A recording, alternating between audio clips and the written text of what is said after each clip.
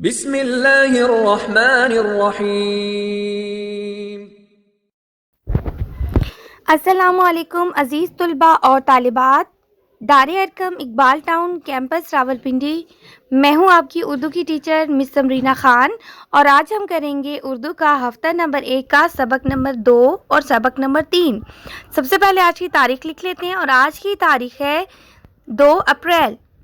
ہم کریں گے حمد کی پڑھائی، تشریح، پڑھنے سے پہلے اور پڑھنے کے دوران۔ یہ ہے کتاب صفحہ نمبر 1 اور اس پہ ہے سبق نمبر 1 حمد۔ حمد ایک ایسی نظم کو کہا جاتا ہے جس میں اللہ تعالیٰ کی تعریف کو بیان کیا جائے، اور اس حمد میں ہم اللہ تعالیٰ کی مختلف صفات کے بارے میں پڑھیں گے۔ سب سے پہلے اہم الفاظ دیکھتے ہیں: فلک، نظارے، شبنم، دشت، خالق، ذرہ۔ پڑھنے سے پہلے اپنے ارد گرد دیکھ کر بتائیں کہ اللہ تعالیٰ نے ہم پر کون کون سے احسانات کیے ہیں۔ بیٹا اگر ہم دیکھیں کہ اللہ تعالیٰ نے ہم پہ کون کون سے احسانات کیے ہیں، تو اگر ہم ان کو شمار بھی کرنا چاہیں تو ہم شمار نہیں کر سکتے۔ کچھ کا ذکر ہم کرتے ہیں: ہمیں دیکھنے کے لیے آنکھیں دی، ہمیں بولنے کے لیے زبان دی، ہمیں سننے کے لیے کان دیے، کام کرنے کے لیے ہاتھ دیے، چلنے کے لیے پاؤں دیے، سانس لینے کے لیے ہوا دی، آرام کرنے کے لیے رات دی، کام کرنے کے لیے دن دیا، سورج کی روشنی ہمارے لیے بنائی۔ اللہ تعالیٰ نے ہم پر بہت سے احسانات کیے ہیں۔ اللہ تعالیٰ کے چند صفاتی نام اور ان کے معنی بتائیں۔ تو بیٹا بہت سے صفاتی نام ہیں، کچھ کا ذکر ہم کرتے ہیں: الرحیم، رحم کرنے والا، المہیمن، نگہبان، سلام، سلامتی دینے والا، کبیر، بڑا، غفور، بخشنے والا۔ پڑھائی کرتے ہیں: خدائی کے مالک، دو عالم کے مولا، تیری ذات عالی، تیری شان یکتا، تیرا ذکر بالا، تیرا حسن اعلیٰ، صفت تیری رب تبارک و تعالی۔ خدائی کہتے ہیں بادشاہی کو، دنیا کو، مخلوق کو، خلق اللہ کو۔ یکتا کہتے ہیں اکیلا، بالا کا مطلب ہے بلند۔ تو اس شعر میں شاعر اللہ تعالیٰ کی تعریف بیان کرتے ہوئے یہ کہہ رہے ہیں کہ یہ تمام دنیا اور کائنات کا خالق، دونوں جہانوں کا مالک صرف اور صرف اللہ ہی ہے۔ ہر جگہ اللہ ہی کا ذکر ہوتا ہے، اور اللہ کا حسن سب سے اعلیٰ ہے، اور تمام دنیا کی مخلوقات کو رزق دینے اور پالنے کی صرف اللہ ہی کی ہے۔ اگلا شعر: تیرا نور جلوہ فگن چاندنی میں۔ جلوہ فگن کہتے ہیں نمودار ہونا، ظاہر ہونا، دکھائی دینا۔ خورشید کہتے ہیں سورج کو۔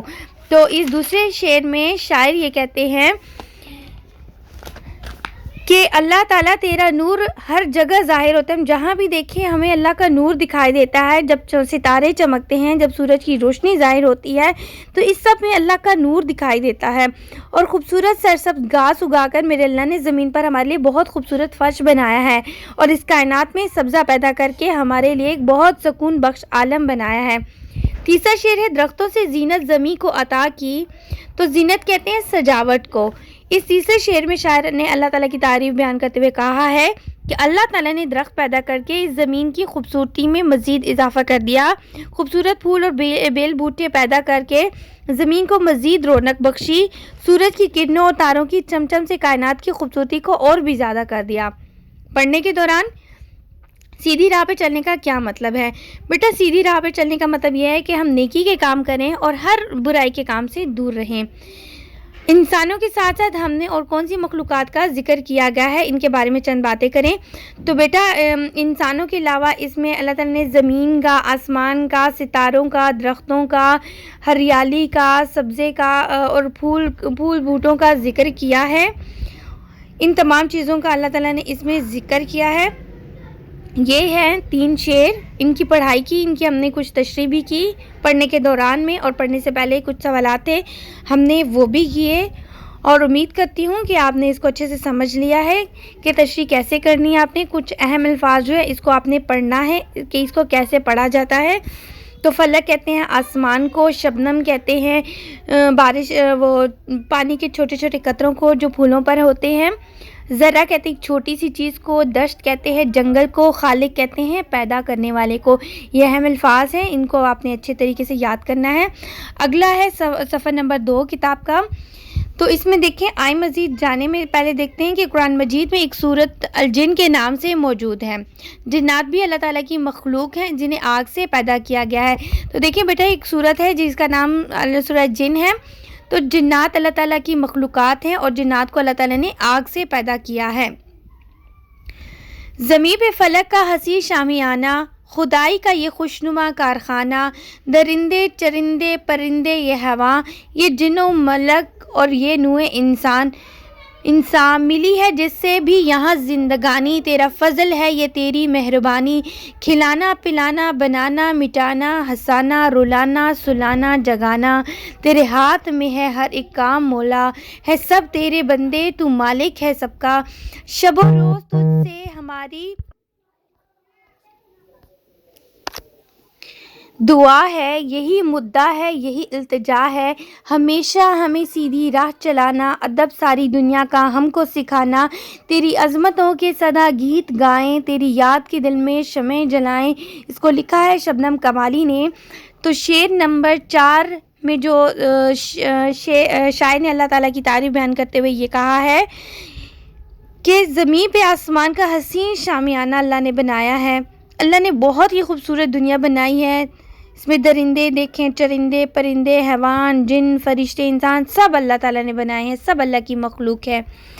پھر اگلا جو شعر ہے شعر نمبر 5 جو ہے فضل کہتے ہیں مہربانی کو۔ تو اس میں اللہ تعالیٰ نے ہماری نعمتوں کا، اس میں شاعر نے اللہ کی طرف سے دی گئی نعمتوں کا ذکر کیا ہے کہ اس 5ویں بند میں اس دنیا میں جس بھی مخلوق کو زندگی ملی ہے وہ میرے اللہ کی مہربانی سے ملی ہے۔ کھلانا پلانا بنانا مٹھانا ہنسانا رلانا سلانا جگانا یہ سب میرے اللہ کی مہربانی سے ہے۔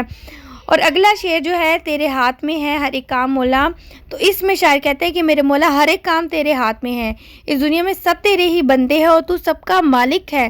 ہم دن رات صرف تجھ سے ہی دعا کرتے ہیں کیونکہ دعا قبول کرنے کی صرف اور صرف تیری ہی ہے۔ ہماری دعاؤں کو قبول فرما، یہی ہماری التجا ہے اور یہی ہمارا مدعا ہے۔ آخری شعر ہے شعر نمبر 7۔